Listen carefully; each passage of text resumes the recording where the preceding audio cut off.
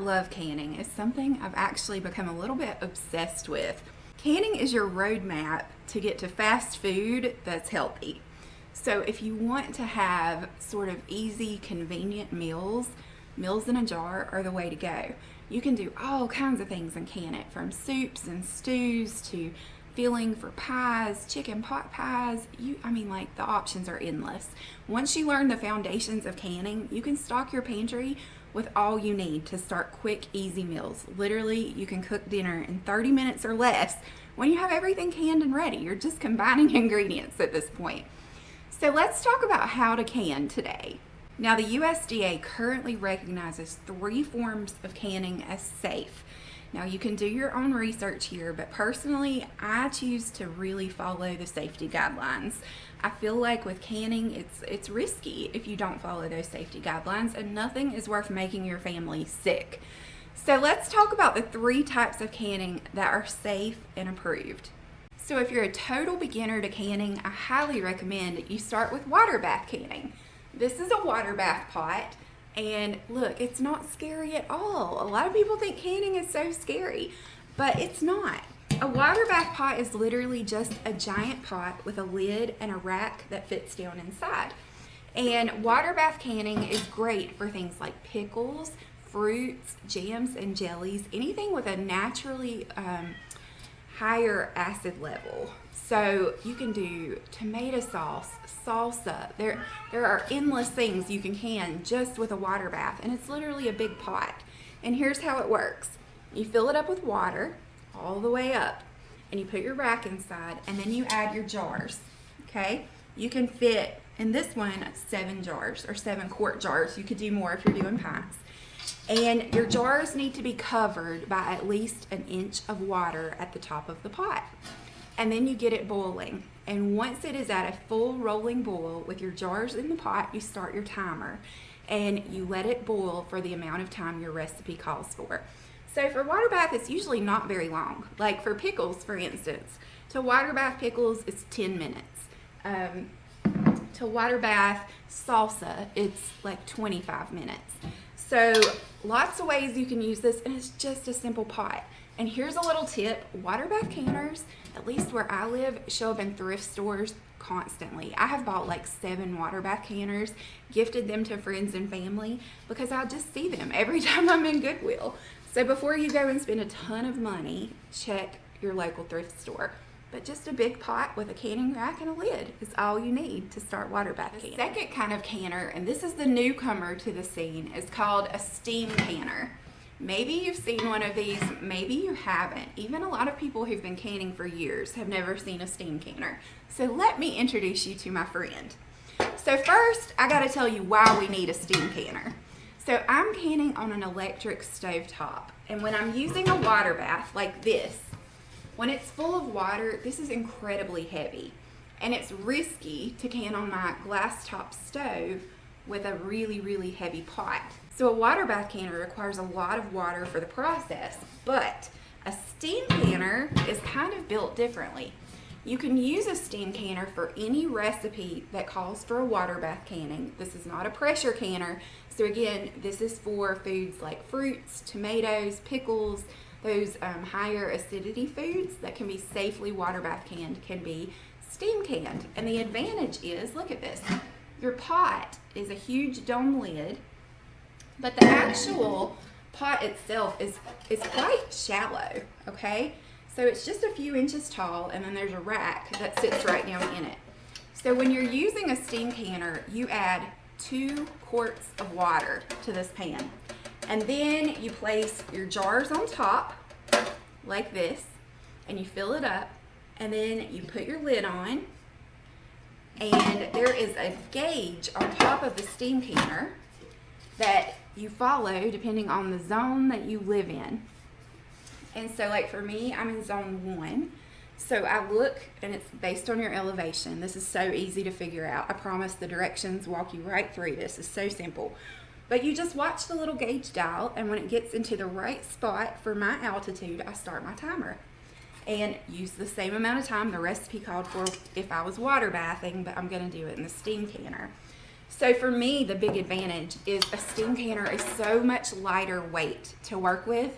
It's not as hard on my stove. I'm not having to worry about cracking that glass top. And honestly, it's easier on my back because lifting that heavy pot is not fun. So steam canning is a great addition to your canning vocabulary and to your skill set, and I highly recommend it. So the water bath canner and the steam canner are going to handle our higher acid foods like tomatoes, fruits, pickles.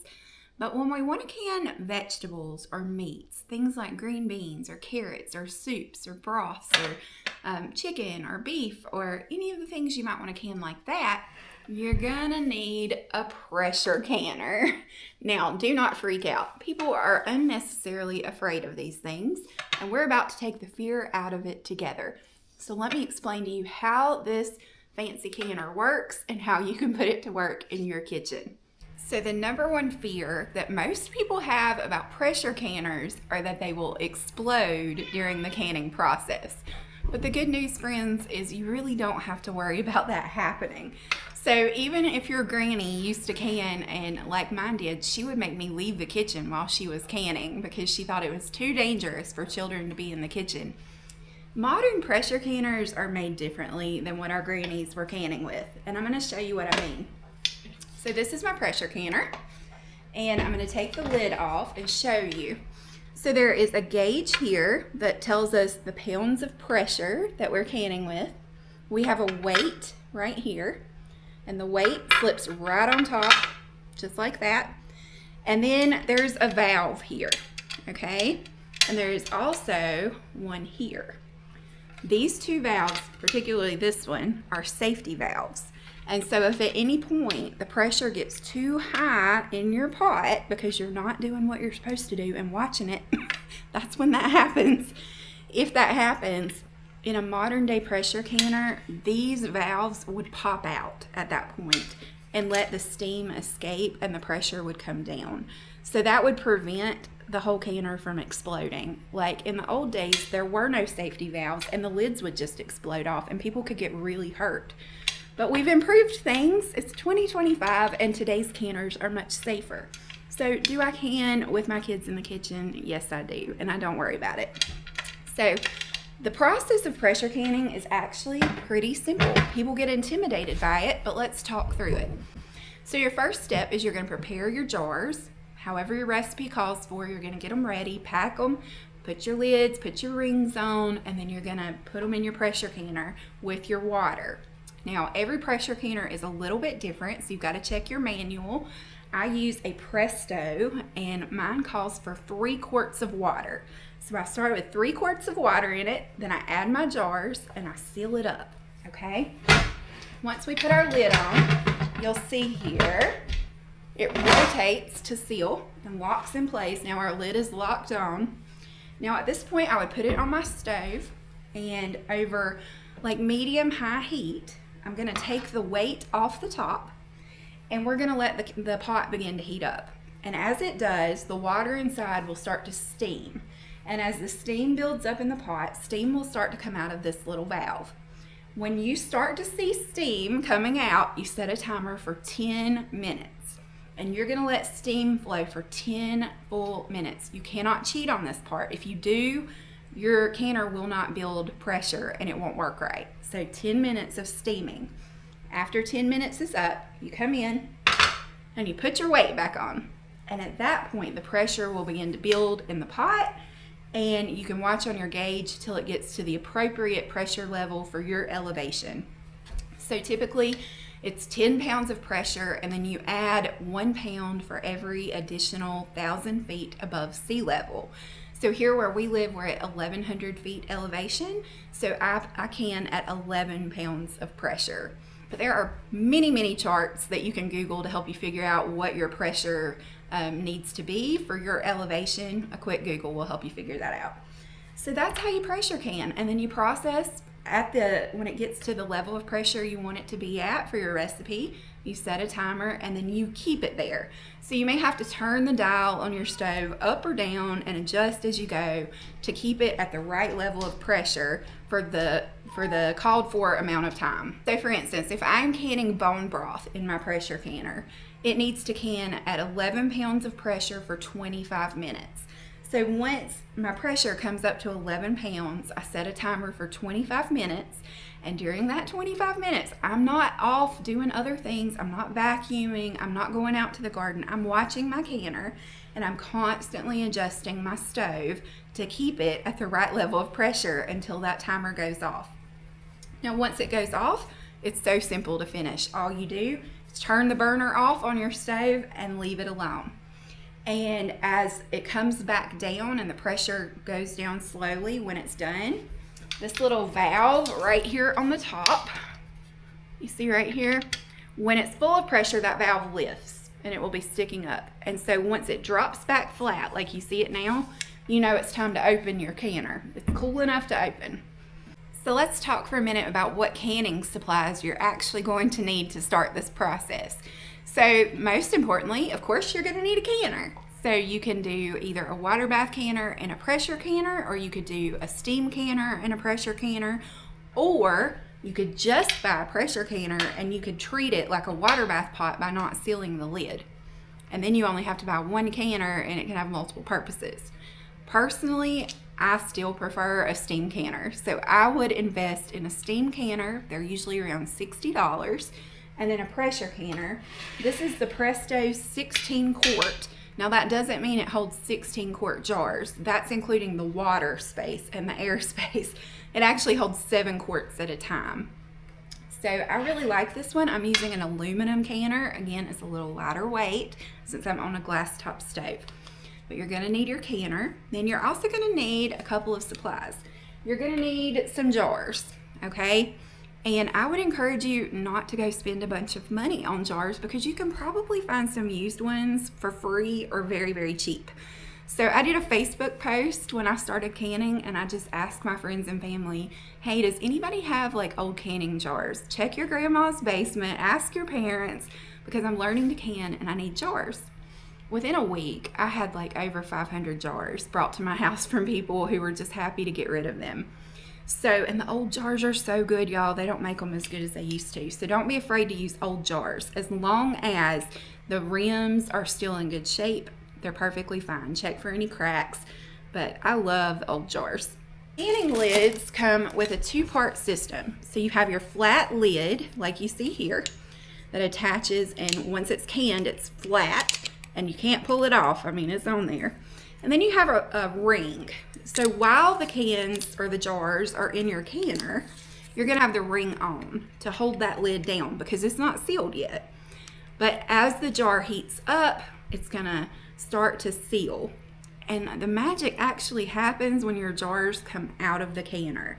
So when you take these out of the canner, they're still gonna be unsealed, and you're gonna sit them on a towel and you're gonna let them rest overnight for 24 hours.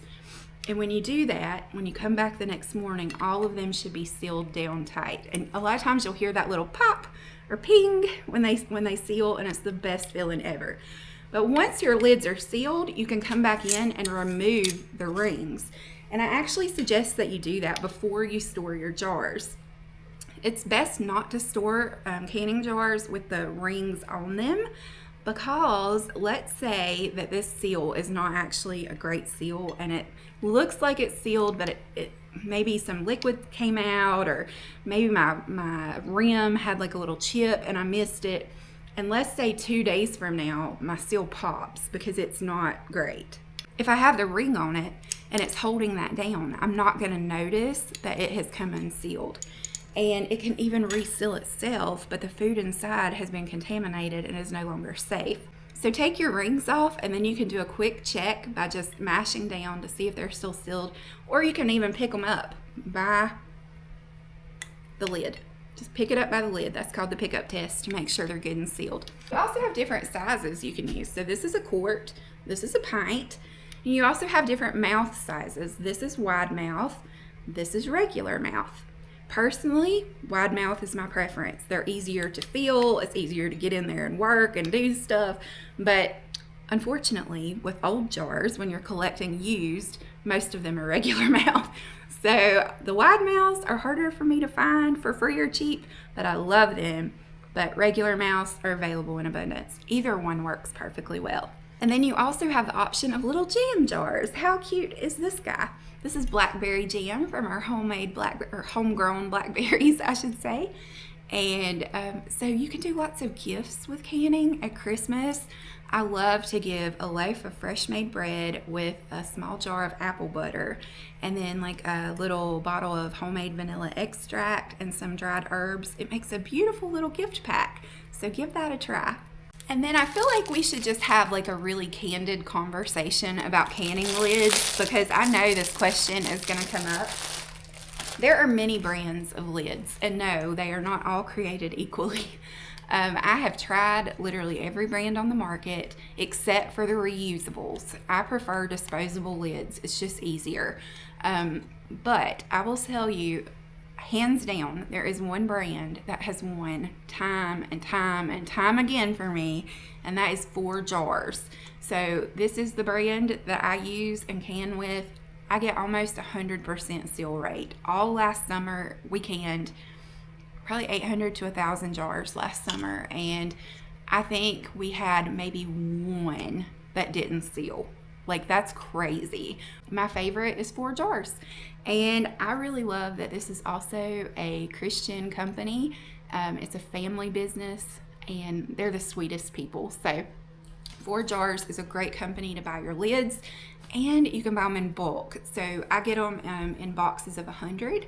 You can use coupon code GRACE10 and it will save you 10% on your 4 Jars lids and all the other canning supplies. They actually have their own pressure canner now. I haven't tried it, but it looks great. They do a vacuum sealer. They have tons of food preservation supplies, and you can use that coupon code for 10% off all of them. So check that out. 2 other important supplies you're gonna need. One is a funnel. So this is a jar funnel. It's all stained up. I have like 5 of these. But you basically sit this down in your jar, and then the other thing you're going to probably need is a good ladle, because as you're filling your jars, this is much easier than using a little spoon. So invest in a good ladle and a canning funnel. The very last canning supply you're going to need is a jar lifter. And when those jars are finished canning, they are hot. You cannot lift them. Don't try to do it with tongs. You're going to burn yourself. You need a jar lifter. And when you get it, you're going to be a little confused. I see people constantly using these upside down online, and it makes me giggle. That's not how it goes, okay? These are the handles. So you grab it here, and then this is what you're grabbing the jar with. See how they're kind of round like a jar? That's how you know that's the end that grabs the jar. And so you literally just stick it on there and you lift your jar, and that way you don't burn yourself. These are so handy, and honestly I would probably say buy 2 in case you lose one. Things tend to get lost in my kitchen, and this is something I never want to be without. It is probably, next to the canners and the jars, the most important tool I have for food preservation. So get one. You don't have to do it all. Start with what feels doable to you. Even preserving 1 crop this year with one of these methods is a huge win. And remember, preservation starts in the garden. We are growing enough food to eat now, but also enough food to eat later. So we've got to plant enough and succession sow our things so that we're constantly bringing in food to preserve. And this is a rhythm that takes a little time to build and to find your flow, but you'll get there. So take it slow, choose one food, one preservation skill, and give it a try this summer. All right, friends, I hope you're feeling so inspired to start preserving your harvest. Bring all your canning questions, all your food preservation questions. We are so excited to dig deep on this subject with you this week. Let's get busy.